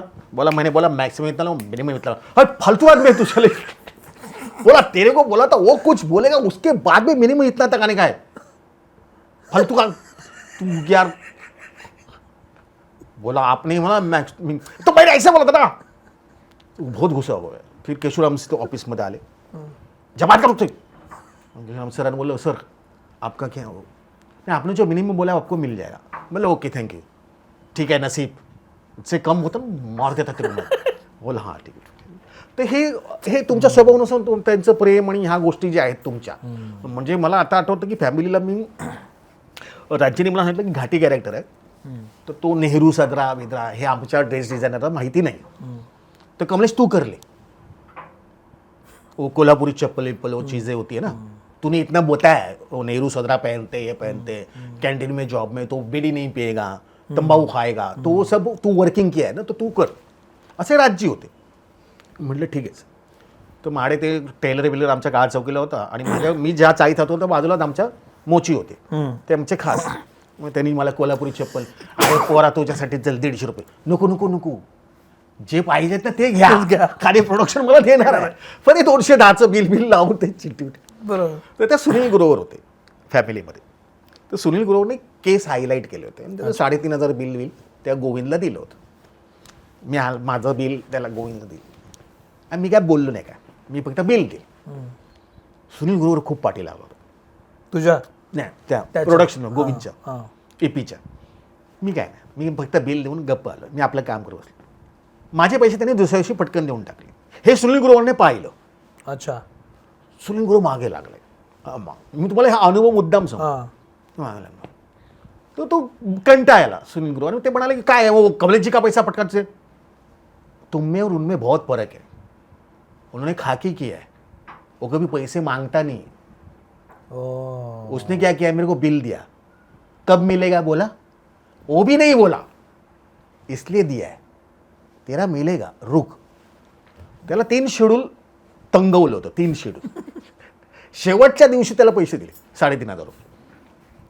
तर हा फरक आहे की तुम्ही काय करताय. आता माझी बायको पण मला म्हणते तुम्ही मराठी आर्टिस्ट, तुम्हाला काय बोलता येत नाही, मला पैसे चढून माही करता येत नाही, हे करता येत नाही, ते करता येत असं ती म्हणते. पण तुझा एकूण आता इतकं काम केल्यावर अनुभव काय आहे की मराठी माणसानं, कलाकारानं तो कलेमध्ये कुठंच कमी नसतो. म्हणजे ॲक्टिंग वाईजमध्ये बोलतच नाही.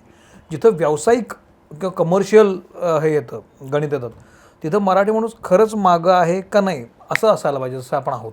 नाही, मला तसं नाही वाटत आहे. कारण काय बघा काही वेळेला काय होतं ना की समोरची काही सेन्सिबल पर्सन असेल, जसं आता मी दृश्यम 3 करतोय, तर ते सेन्सिबल प्रोडक्शन आहे बेसिकली. किंवा मी आता फोर्स 3 करतोय जॉन सरांचं, जॉन अब्राहिम प्रोडक्शन, त्यांची मॅनेजर प्रोड्युसर आहे. तर ते सेन्सिबल पर्सन्स आहेत. तर ते स्वतःहून तुम्हाला छान अमाऊंट एक देतात, ट्रीट देतात, छानपैकी सुंदर ट्रीट देतात. आणि बाकी तुमच्यावरती अवलंबून आहे, असं काही नाही. फक्त एवढंच आहे की तुमचा मराठी ॲक्सेंट येतो, तुम्ही किती हिंदीचा प्रयत्न केला, गुजरातीचा गुजराती येतो, साऊथचा साऊथ येतो, तो येतो. बाकी मराठी कलाकारांचं थिएटरमुळे, म्हणजे भले तो NSDN जरी समोर असला तरी तो मराठी थिएटरला खूप डिमांड देतो. कारण त्याचा प्रॉब्लेम काय होतं बेसिकली, त्यांची जी भाषा आहे हिंदी, तिला जडत्व आहे. आपली मराठी भाषा निर्मळ आहे, पातळ आहे, पाण्यासारखी आहे. ती आपण कशी फिरू शकतो, आपला टेन्स चेंज होत नाही. मी इथून गेलो, मी गेलो इथून मी गेलो, काही नाही, आपला टेन्स तोच राहतो. बरोबर. तो आपण त्याच्यात खेळू शकतो करेक्ट मराठी भाषेमध्ये. करेक्ट मग कशी वळते हा ती कशी वळते. तर त्याच्यामुळे काय झालंय की ती पकड आहे, भले मग ती भाषा हिंदी असू दे, पण जी इझनेसपणा जो आलाय जिभेला मराठी भाषेमुळे तो हिंदीमध्ये फरक पडतो. पण मग याच्यामध्ये जनरली मगाशी तू बोलता बोललास की तुला बिझनेसचे कॉल आले, पण ती काचेची बिल्डिंग बघून इंग्लिश आपल्याला येत नाही म्हणून आपण ठीक आहे. त्याच न्यायानं आता तू हिंदीमध्ये काम करतोस, पण आपला एक मराठी एक लिंग्वल असतो, एक उच्चार मराठी असतो. अरे क्या कर रहे हो तुम, जे गायतोंडेचं हिंदी आहे ते मराठी मिश्रित हिंदी. हो, याचा कॉम्प्लेक्स येत नाही तुला? नाही ते मला सुरुवातीला कसं होतं, मी पहिलं केलं होतं सीआयडीचं काम. सीआयडीची एक स्टोरी केली होती खूप स्टार्टिंगला. सीआयडी जेव्हा सुरू झालं होतं 18 वर्ष आता परत सुरू आहे सीआयडी, तर तेव्हा मी स्टार्टिंगला केलं होतं सीआयडी. बरं. तेव्हा माझं नशीब होतं की शिवाई साटम सर होते, ते परेला राहायला, मी काळाचुकीला राहायला. आणि साटम सर तुम्हाला माहिती आहे ते एक लेजंड. तर तेव्हा ना खूप माझा रोल होता एक स्मगलर म्हणून मी दाखवलं होतं. तर तो मराठी टोन आणि तो ते सगळं. तर शिवाई साटम सर मला सांगितलं, तू कमळ्या तुझं ना मराठी टोन खूप येतो. म्हटलं ऑब्व्हियसली मी पहिल्यांदाच हे हिंदी करतोय ते मराठी. तू ना एक काम कर, लायब्ररी जॉईन कर. तू कुठे आता राहायला? म्हणजे काळा चुकीला. मग दादरला ती मोठी लायब्ररी आपली तिथे ती जॉईन कर, किंवा नवभारत टाइम्स विकत घेत जा. बरं. आणि तो वाचत जा. नवभारत टाइम्समध्ये चांगलं हिंदी लिखाण येतं, तर ते वाच. त्याने जेणेकरून तुझा शब्दसाठा आणि थोडेफार उच्चार जे आहेत ना ते थोडेफार हिंदाळते. तर ते मी ऐकल्याबरोबर मी पटकन लायब्ररी जॉईन केली दादरची. आणि मग तिथनं मी प्रेमचंद, शरदचंद्र चट्टोपाध्याय, रवींद्रनाथ टागोर हे सगळं वाचत गेलो. पूर्ण गोदान बिदान सगळं वाचलं मी कम्प्लीट पूर्ण. मी नंतर विमल मिश्र आले त्याच्यानंतर, मी ते खूप वाचन केलं. बरं. खूप वाचन केलं. आणि मग थोडं त्याच्यामध्ये मग जेव्हा खाकी सिनेमा आला त्याच्यात मग थोडाफार फरक पडला. कारण प्रॉब्लेम काय होतो भाषेचं प्रभुत्व तुमचं कसं असतं, मी काळा चौकीला मी हिंदी नाही बोलू शकत. बरोबर. मला उभंच नाही करणार. आमच्याकडे इंग्लिश बोलणार असे बघतात, ह्या लेवलला रिएक्शन असते कोण इंग्लिश बोललं तर काळा चौकीला. तर मी हिंदी तर लांबलंच काय हो. त्यामुळे मराठी फक्त मराठी. पण आता उलटच झालं ना. आता उलट आलं. उलट आता तुझं मराठी ऍक्सेंटमुळे तू जास्त त्यांना तो अपेक्षित आहे की तो यावा. आता आजकाल कसं त्यांचं ते खूप असतं की तुम्ही ते काही शब्द टाका म्हणून. मग त्यातले मराठीतले काही शब्द, जसं मग दृश्यम बोलला टोनग्या टाकलं होतं, जो कोल्हापुरी शब्द आहे. हे टोनग्या तेरे को क्या करना है, हम दोनों का चल रहा है ना. तर हे टोनग्या बिनग्या ते रन झालं. म्हणजे निशिकांत सर असल्यामुळे त्यांनी ते मला देऊ दिलं. दृश्यमकडे मी आता येतो. दृश्यम हा खूप महत्त्वाचा सिनेमा आहे तुझ्या आयुष्यात. दृश्यममुळे जी लोकप्रियता तुला मिळाली त्याचा तुला अंदाज होता, तुला कल्पना होती? मला त्याच्यात काही नाही रस. मी फक्त काम करतो. भाई मी वेगळाच आहे. मी तुम्हाला बोला मी बिझनेस नाही. तुला त्याचा काय फरक पडत नाही? मला कोणी म्हटलं अरे सेलिब्रिटी तर मी हसतो मनातल्या मनात. सेलिब्रिटी कुठला? सेलिब्रिटी म्हणजे काय असतं? माझा प्रॉब्लेम आहे आणि माझ्या बायकोला पण पटत नाही, माझ्या मुलीला पण पटत नाही. काय पटत नाही? काय प्रॉब्लेम? हा, मी असाच राहतो काळा चौकीसारखा. आता मी हाफ चड्डीवरती खाली जात असेल आणि मी जातो खाली, तर माझी मुलगी म्हणते अरे टी शर्ट तो अच्छे पहन, अरे ये तो कर तू नीचे जा रहा है, तेरे को पहचानते लोग. माझी बायको अरे असं कुठे आता काय घातलं. आता तिने मला विचारलं फोनवरती, तुम्ही फोटो काढून मला पाठवा, तुम्ही काय ड्रेस घातला तो बघू. तर त्यांना कॉन्फिडन्सच नाही माझ्यावर. म्हणजे दृश्यम करताना जे कॅरेक्टर गायतोंडेनं केलं, जे इतकं नीच आणि हलकट कॅरेक्टर आहे, ते तसंच लिहिलं गेलं होतं का तू त्यात काही? नाही, ते तसंच लिहिलं होतं. तर त्यांना ते अपेक्षित होतं निशिकांत सरांना की हे कॅरेक्टर तसंच आहे आणि ते तसंच पाहिजे. दृश्यम 1 आणि दृश्यम 2 मध्ये खूप महत्त्वाचा भाग होता तो निशी होता आणि नव्हता. 1 मध्ये निशी होता आणि 2 मध्ये निशी नव्हता. 2 करतानाचं तुझं काय महत्त्वाची आव्हान होतं, जबाबदारी काय होती, किंवा कसं वाटलं तुला 2 करताना? नाही, 2चं कसं आलं, अभिषेक पाठक तर त्यांचं कसं होतं, त्यांना ना ह्युमराईज हवं होतं गायतोंडे. आणि मी दृश्यम 1 पकडून जेव्हा मी पहिला दिवस होता शूटिंगचा तेव्हा मी त्यांना तो गायतोंडे देत होतो. योगेश सोमण सरांमध्ये सोबत माझा सीन होता. बरोबर. आणि मी तो गायतोंडे देत होतो. बरोबर. तर त्यांना ते नाही टेक पटला. त्यांना तो ह्युमराईज हवा होता. आणि मी कन्फ्यूज, मग शेवटी मी कन्फ्यूज होऊन त्यांना विचारलं, पण बरं मी पहिल्यांदा काम करतो तुमच्या, आपको दृश्यम 1 वाला गायतोंडे चाहिए कि क्या चाहिए? बेसिकली दृश्यम 1 वाला गायतोंडे दृश्यम 2 में करेगा ना. करेक्ट. नाही सर, हमें ह्युमराईज चाहिए. तो कसा बदलेल? तर पहिल्यांदा मला ते ह्युमराईजचा शब्दाचा अर्थ नाही कळला होता मला. पण त्यांच्या बोलण्याने एक्सप्रेशन कळलं की यांना थोडंसं मिश्किल पद्धतीतला सटायर म्हणतात थोडंसं, तो टॉन्टिंगवाला किंवा तो ब्लॅक कॉमेडी ह्युमरवाला Black comedy हवा आहे ना. तर तो मला शब्द माहीत होता, तर ते ह्युमराईज बोलल्यावरती मी म्हटलं ह्युमरशी काहीतरी असावं. तो चव्हाण सर बोलले की कमळे अरे त्यांना हवं ते कर ना. नाही ते करेक्ट आहे हो, पण ते आपण जमला जो केलं ते गायतोंडे करणार ना आपण कॅरी फॉरवर्ड, कारण तो रुळलाय ना गायतोंडे माझ्यात. करेक्ट. अचानक तुम्ही म्हणा मला असं काहीतरी करा, तर ते मला पटलं तर पाहिजे, मला तो डायजेस्ट बाकीचे कॅरेक्टर आहेत ना, तब्बू पण तशीच आहे, ते नवरा पण तसाच आहे. तसेच आहेत आणि मला तो स्वतःला डायजेस्ट होऊ देत ना स्वतःला. स्वतः योगेश सोमन सुद्धा तसेच आहे. हा मग तो टेक झाला आणि त्यानं तो आवडला.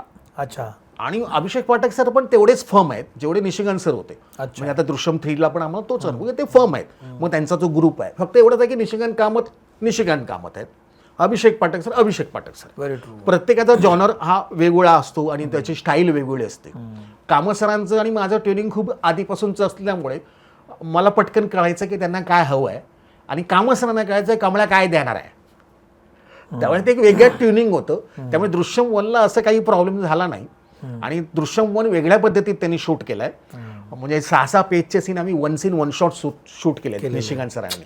4 आम्ही रिडिंग करायचो, 4 स्टँडिंग करायचो. मग अजय देवगण सर, तब्बू मॅम, ह्या सगळ्यांनी ते आम्ही अख्खा मास्टर 2 कॅमेरा सेटअप लावून अख्खा मास्टर रिहर्सल पूर्ण टेक. ओ. मग अपोजिट शूट परत अख्खा मास्टर आणि नंतर मग कटिंग काढले निशिकांत सरांनी. तर निशिकांत सरांचा हेतू हा होता की कधी कधी काय होतं की मास्टरमध्ये हात इथे आलेला असतो, मग क्लोजच्या वेळेला तो हात इथे नसतो, तो भलतीकडे असतो. करेक्ट. तर ते होऊ नये म्हणून तो अख्खा सिनेमा आहे ना दृश्यम 1, तो अख्खा मास्टर शूट आहे जो तुम्ही पाहिलेला आहात. तो अख्खा मास्टर शूट आहे. आणि करताना मला काही वाटलं नव्हतं की मी काहीतरी करतोय असं काहीतरी भयानक, पण ते भयानक मला ट्रायलच्या वेळेला कळलं. 8 दिवस ट्रायल चालली, 8 दिवस आणि मी झोपतो म्हणून मी ट्रायलला जात नव्हतो. ट्रायल म्हणजे कुठली सिनेमाची. आणि आपली अर्धी इंडस्ट्री बघून गेली. मग अंकुश चौधरी सरांचा मला मेसेज आला व्हॉट्सअपवर, कमलेश नाईस परफॉर्मन्स. तो शटर रिलीज झाला होता माझा. म्हणलं कुठला सिनेमा? तर अंकुश चौधरी हा असं त्यांनी स्माइली पाठवले, दृश्यम. तेव्हा मला कळलं की ट्रायल सुरू आहेत, सगळेजण बघतात. आणि मग भरपूर जणांच्या रिलीजच्या आधी मला फोन येतो कमळे म्हणलं आता. मग निशिकांत सरांचा फोन आला रात्री, बसले असं चुकून चांगलं काम केलंय, ट्रायल बघायला या स्वतःच्या सिनेमाची. म्हणजे नाही मी उद्या येणार आहे, उद्या आजचा दिवस आहे, मी येतो. तर मग जबरदस्ती मी गेलो होतो. माझा प्रॉब्लेम मी झोपतो थिएटरमध्ये. मग मिनी थिएटर होतं, मी कोपरा पकडला, इथे एक बाई बसली होती आणि झोपलो छान. फर्स्ट हाफ मी झोपलो. इंटरव्ह्यूला ती बाई गायब झाली. म्हटलं आईला मी झोपलो मग गायब झाली काय म्हणून मी 2 जबरदस्ती बघितला इंटरव्ह्यू नंतरचा सीन. असे डोळे ताणून मी बाहेर आलो तर आमचे एडिटर आले, national award winner, Kamlesh ji वहाँ पे जो औरतें खड़ी ना उन्होंने मैसेज भेजा है कि उस नीच आदमी के सामने हमें नहीं आना है, लेकिन उसको बोलो नाईस परफॉर्मन्स. मी म्हटलं थँक्यू. म्हटलं हा कुठला रिॲक्शन आहे? मग मी यो बरोबर बोलवतो सचिन पाठक बरोबर. तो एक बाई आली, तिने डेअरिंग करून ती आली, मुंह पे थुकना चाहती हो आपके, लेकिन अच्छा काम किया. बोला हाँ थँक्यू. मग दुसऱ्या बाईने डेअरिंग केली, चप्पल से जी कर रहा है मारने के, लेकिन नाईस परफॉर्मन्स. म्हटलं हा थँक्यू. मी म्हटलं ह्याला येऊला म्हटलं मी जातो आहे, कोणतरी बाई थुकावी आणि बरं ते डायजेस्ट नाही व्हायचं आपल्याला. मी कन्फ्यूज होतो. ड्रायव्हरला म्हटलं गाडी काढ, नंतर मी कळवायला राहिलो होतो. मी घरी आलो आणि बायकोला म्हटलं मी असं काय केलं आहे. त्यांच्या अशा काय रिएक्शन होत्या मला, थुकना चाहती हूँ, कान के नीचे मारना, असं काय केलं काय मी वाईट? नाही ते जो रोल आहे त्याला ती अपेक्षित होती रिॲक्शन. म्हटलं नाही करेक्ट आहे, पण आणि माझा तो पहिला अनुभव होता की मला असं कोणीच काही बोललं नव्हतं. करेक्ट. म्हणजे नंतर माझ्यावर फोटो नाही काढायचे कोणीच, बायका नाही फोटो काढाय माझ्यावर, तोंडावर इन्सल्ट करून जायचे. या सगळ्या झोनमध्ये दृश्यांनंतर खूप चांगलं काम करत आला असेल, चांगल्या ऑफर्स पण यायला लागल्या होत्या. पण यामध्ये असा एक कुठला डाऊनफॉल तुला वाटला होता का, किंवा सगळं मस्तच होत गेलं तुझ्या आयुष्यात? चांगलंच गेलं, माहित नाही माझं नशीब काय माहित नाही, पण खूप उत्तम. म्हणजे दृश्यम नंतर मी अजूनही कुठे गेलो नाही. असं का झालं असेल की तसा चेहरेपट्टी नसलेला, हिरोईक फेस फीचर्स नसलेला तू आत्ता खूप मोठ्या एका चांगल्या बॅनर्स सोबत काम करतोस हिंदीमध्ये, पण तुझ्याच सोबत किंवा तुझ्या नंतर आलेले जे हिरोईक परफॉर्मन्स असले दिसणारे हिरोसारखे दिसणारे लोक अजून धडपडतातच आहेत, तेवढे हिंदीत आले नाहीत. तुझ्याकडे असं काय आहे की जे त्यांच्याकडे नाही आहे? नाही, बेसिकली प्रॉब्लेम काय माहिती ना, तुमचं पहिली ओळख होणं महत्त्वाचं आहे इंडस्ट्रीमध्ये. जी तुम्हाला आता नशिबाने मला दृश्यम मिळालं, जसं खाकीनंतरचे, म्हणजे मी खाकीनंतरचं मी खातोय म्हणून मी सुशांत शेलारचं नाव घेतलं तुम्हाला, की त्याच्यामुळे मी हिंदीत आलो. बरोबर. आणि खाकीनंतरचे जेवढे सिनेमे मी केले, आता 24-25 सिनेमे केले, ते खाकीमुळे मला मिळाले. तर मी खाकीचं खातोय. दृश्यम हा निशिगंध कामत सरांमुळे मिळालेला आहे. बरोबर. नाही तर तो नव्हता. भरपूर जणांनी ऑडिशन दिले सर, भरपूर जण, ठाणे, पुणे, मुंबई. मला जेव्हा फोन आला होता ना, तेव्हा कास्टिंग डिरेक्टरचं असं वाक्य होतं, क्या करे कमलेश जी आपको गायतोंडे मिला. अरे बापरे. म्हणजे विचार करा, जर तुम्हाला असा फोन असेल की क्या करे कमलेश जी आप गायतोंडे के लिए सिलेक्ट हुए, मी त्याला नको होता. त्याला गायतोंडे म्हणून मी नको होतो. ह्या लेवलला आलं. बरोबर. ही माझी सुरुवात होती दृश्यमची. मी काही बोललो नाही. मग त्यानेच पैसे तय केले. बरं. म्हटलं निशिकांत कामत सर, ओके. मी काहीच बोललो नाही. मी सेटवर आलो, गोव्याचं शेड्यूल. प्रोडक्शनवाला मला खुर्ची पण द्यायचं नाही बसायला, आणि तो मी सिगरेट प्यायचो. आणि त्यांच्या डोळ्यात दिसायचं कोण इसको कास्टिंग कितने बडे रोल केले, असं डोळ्यात दिसायचं. आणि आपल्याला माहिती आहे, आपल्या गुरुनी शिकवलंय, चेहरा वाचायला शिकलं पाहिजे तरच आपण चांगले कलाकार. मला कळायचं हे मला हे करतात नाही. मी काय बोलले, मला काय फरक पडत नव्हता. गोव्याचं शेड्यूल झालं. सिंग साऊंड सिनेमा म्हणून ह्याला आपल्या रामोजीमध्ये सेट लावला होता. गोव्याचं एक्सटेरियर झालं 14 दिवसाचं. निशिगंध 2 दिवस आधी मला बोलवलं होतं. त्यांना ती मूछ हवी होती, तेव्हा मला मूछ नव्हती, मी ती वाढवली होती. तेव्हा मला लक्ष सिरियलमध्ये स्टार प्रवारे मला चान्स दिला की 2 महिने तुम्ही गॅप घेऊ शकता, कारण मोठा सिनेमा करता, आणि मूछ वाढवा, बिंदास वाढवा, असं त्यांनी मला एक्सक्यूज दिले. चॅनलच्या इपिननी, आमच्या प्रोड्युसरने, सुचित्राबाई बांदेकरांनी, आदेश बांदेकर सरांनी. त्यामुळे हा सिनेमा मला करायला मिळाला. लुक टेस्ट जाऊन आलो होतो मी तेव्हा. आणि मग मला सेटवर मला कळतं की काहीतरी. मग रामोजीमध्ये आलो. मग त्यांनी माझा एक सीन पाहिला अजय देवगण सरांसोबत, या प्रोडक्शन EPP सो कॉल्ड. मी बाहेर आलो सिगरेट प्या, तर त्यांनी मला बसवलं आणि त्यांनी कन्फेस केलं मला. अच्छा, केलं का? केलं की सर सॉरी सर, हमने आपका इसके पहले कुछ देखा नहीं है, आपने खाकी बीकी किया है, कुछ देखा नहीं. तो हमें क्या केलं की निशिकांत कामत सर मराठी है, आणि निशिकांत कामत सर मितभाषी असल्यामुळे ना कोण डेअरिंग नाही करायचं त्यांच्यापर्यंत जायला, कारण ते मितभाषी होते. तर पूर्ण प्रोडक्शन घाबरायचं नाही निशिकांत सरांनी. त्यामुळे ते कन्फ्युज त्यांनी मला माझ्यासमोर केलं की निशिकांत कामत सर मराठी है, तो मराठी आर्टिस्ट को कास्ट किया, इतने बड़े रोल के लिए अजय देवगन के आगे खड़ा होना है, रजत कपूर, तब्बू मैम, उनके अगेंस्ट खड़ा होना है, तो ये कौन है आर्टिस्ट. लेकिन अभी आपका हमने सीन देखा तो करेक्ट कास्टिंग है गायतोंडे के लिए. कुठला सीन केला होता तो कुठला सीन होता? घरातला सीन होता. मी घरात जो येतो अजय देवगण सरांचा, अच्छा. तो एक सीन होता. तर मी सिगरेट संपवली. म्हणले क्या है ना, मेरे को अभी तक ना घर में इज्जत मिल रही है, जब वो कम हो जाएगी ना तो मेरे को टेंशन लेना पड़ेगा कि साला ऐसा मैंने क्या किया है कि मेरे घर में इज्जत मेरी कम हो रही है, तो मेरे को टेंशन लेना पड़ेगा.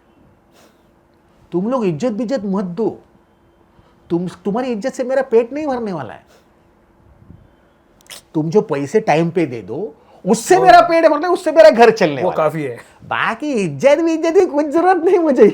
मेरी बीवी, मेरी बच्ची मेरे को बहुत इज्जत देती है, बहुत है मेरे पास इज्जत. आणि मी निघून गेलो तिथून. मग त्यानंतर त्यांचा तो रिस्पेक्ट वाढला होता. मग ते माडे तशा पद्धतीने त्यांनी पेमेंट पण मला वेळेवर केलं, सगळ्या गोष्टी वेळेवर केल्या.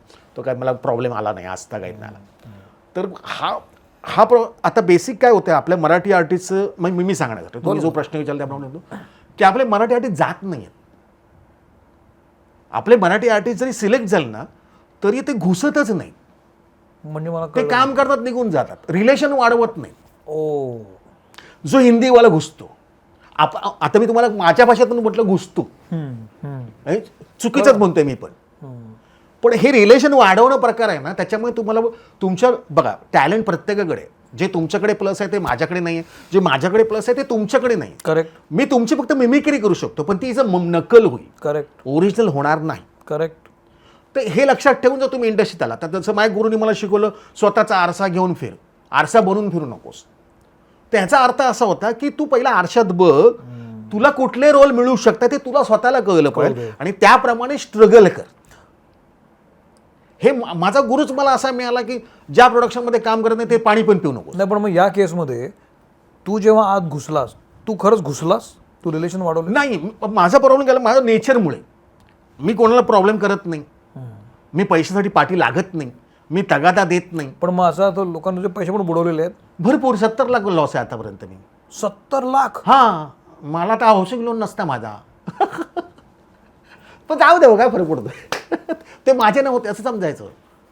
एवढी संत वृत्ती कुठून आली तुझ्याकडे? काळाचोगीचं काळाचोगी अशी एवढी संत वृत्ती नाही, त्या आत घरात घुसून काढणार पैसे. नाही, मी दोनदा लग्नाच्या आधी तर मी 2दा फोन करायचो, 2 फोन करायचो. तिसऱ्यांदा मी असं बोलायचो की पैसा देणार तो दो, नाही तो जाओ. अरे तर ते जायचे. आज ते प्रोड्युसर नाही आहे कोणीच. हा मला मोठेपणा नाही आहे, पण हा स्वभाव आहे. माहिती नाही वडिलांमुळे असेल काय माहिती नाही. फॅमिली नावाचा सिनेमा जो मी तुम्हाला बोललो, केशव आमसे सर होते. तर केशव आमसे हा खूप गोड माणूस होते.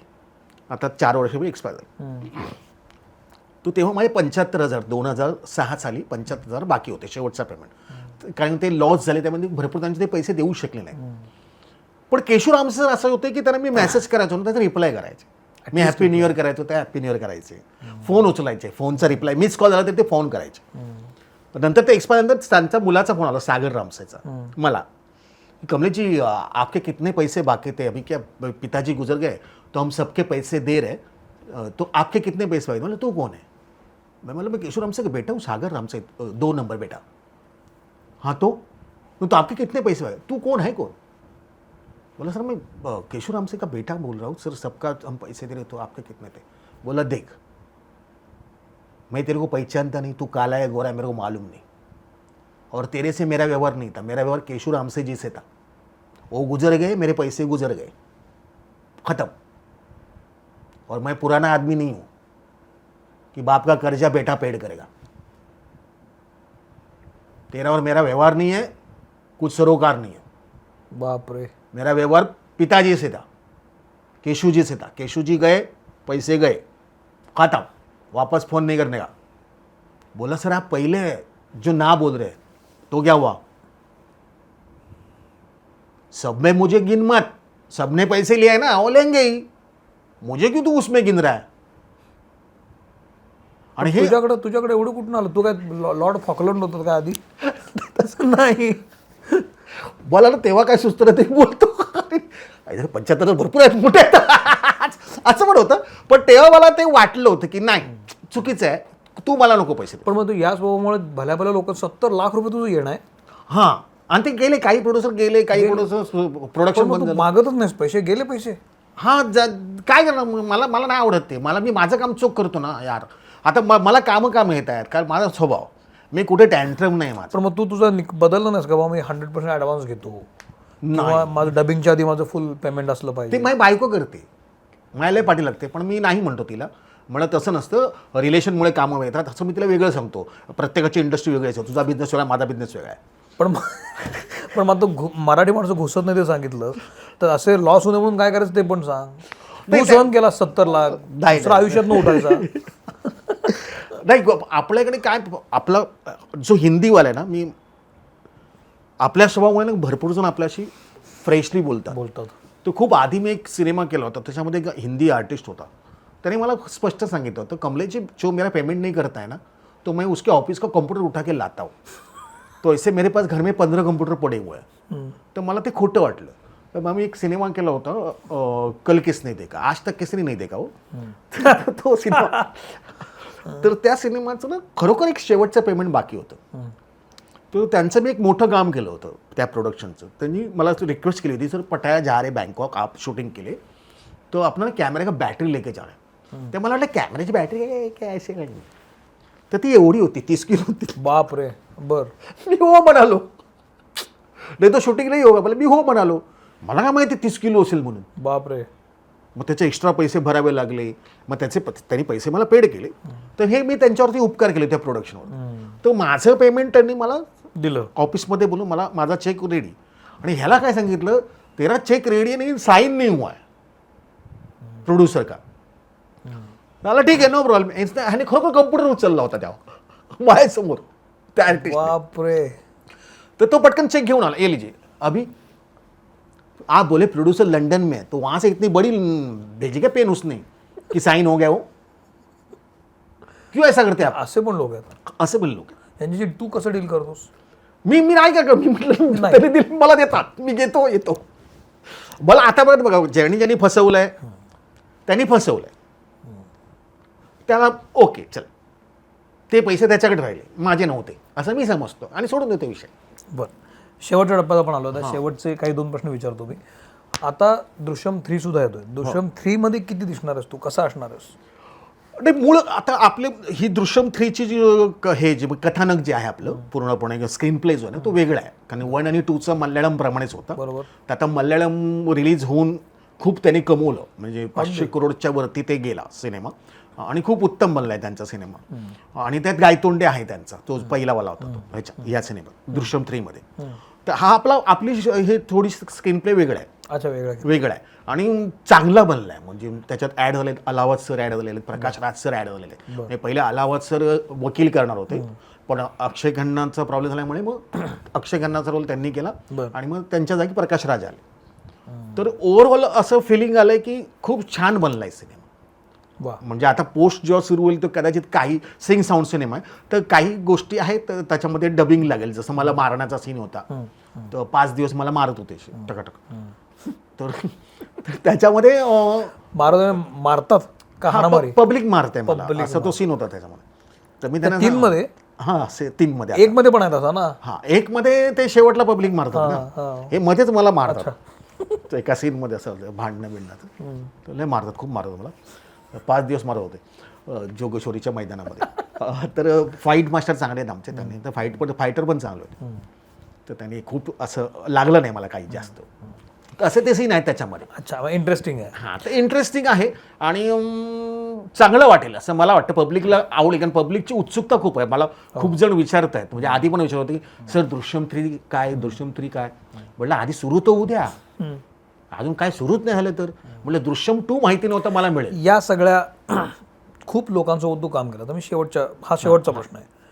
खूप सारे लोक तुझ्यासोबत, बॉलिवूडमधले मोठे मोठे लोक तुझ्यासोबत काम करत आहेत, तू त्यांच्यासोबत काम केलंस, ज्यांची आपण स्वप्न बघत असतो. अगदी अमिताभ बच्चन साहेबांपासून अजय देवगण, तब्बू. तुला आवडलेली माणसं कोण आहे त्याच्यातली. नाही, सगळे माणसं चांगले आहेत. म्हणजे आता अजय देवगण सरांचं सांगितलं तर बघा, ते उत्तम माणूस, काय उत्तम कलाकार, उत्तम माणूस. म्हणजे जवळजवळ आम्ही, आपण थोडंसं स्पेसिफिक करूया. हां, मी नाव घेतो एखाद्या ॲक्टरचं आणि त्यातलं काय तुला इंटरेस्टिंग वाटलं, माणूस म्हणून तो माणूस का मोठा आहे किंवा काय भारी आहे हे मला सांगशील. हां, अमिताभ बच्चन साहेब. बच्चन साहेब म्हणजे त्यांच्याकडनं खूप शिकण्यासारखं आहे. म्हणजे ते अर्धा तास आधी येतात. जर त्यांचा कॉल टाईम 7चा असेल तर ते 7चा कॉल टाईम म्हणजे 7ला ते येत नाहीत. ते 6:30ला विथ मेकअप, विथ ड्रेस 7ला रेडी असतात. मग तुम्ही शॉर्ट घ्या नंतर नका घेऊ, रेडी असतो. ते रेडी असतात. जोपर्यंत त्यांना डिरेक्टर सांगत नाही की व्हॅनिटीत जा, तोपर्यंत ते रस्त्यावरती उन्हात बसतात.